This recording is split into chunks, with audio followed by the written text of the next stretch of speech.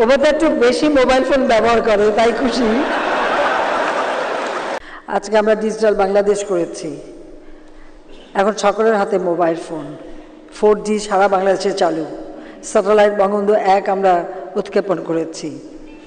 আজকে ইন্টারনেট ব্যবহার করে প্রায় 13 কোটি মানুষ।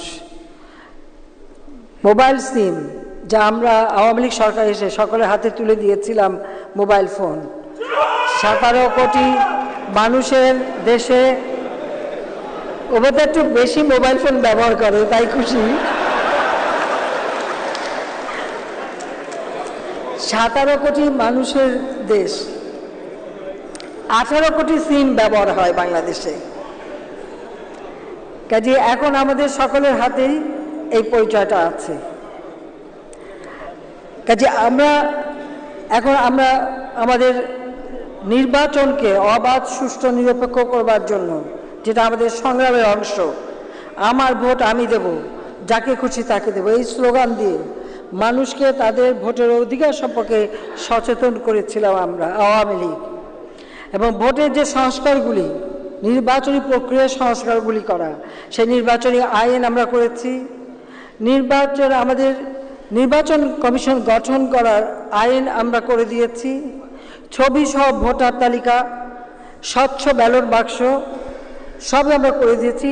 এখন ন্যাশনাল আইডি কার্ডও আমরা দিচ্ছি, এবং এই লন্ডনে এবং প্রবাসেও বায়োমেট্রিক আইডি কার্ডের ব্যবস্থা যাতে হয় সেটাও আমরা ব্যবস্থা নিয়েছি, এবং আমাদের টিম তৈরি করে দেওয়া আছে। বিভিন্ন জায়গায় যেয়ে আমরা এটা করে দেবো, যাতে আপনাদের কোনো কষ্ট না হয়।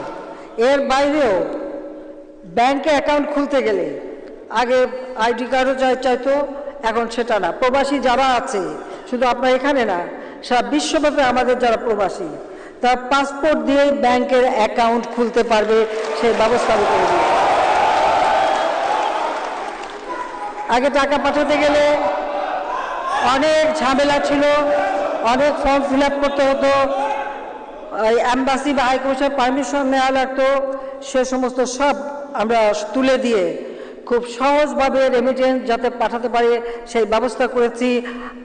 এমনকি আমরা 2.5% করে, মানে সেখানে 2.5 টাকা করে আমরা বিশেষ প্রণোদনা দিচ্ছি, যাতে রেমিটেন্স সবাই মানে ব্যাংকের মাধ্যমে পাঠায়।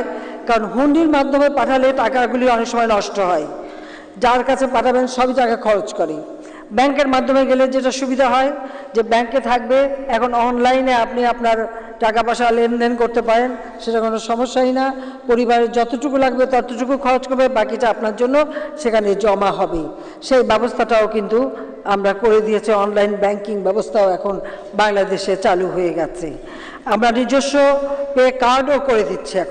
এখন আর অন্যের উপর নির্ভরশীল না, আমাদের টাকার আমাদের পে কার্ড আলাদাভাবে করা, যার ফলে এখন সকলের পক্ষেই মানে ক্যাশলেস ট্রানজ্যাকশন যে ব্যবস্থা, আমরা সেই পথেই যাচ্ছি।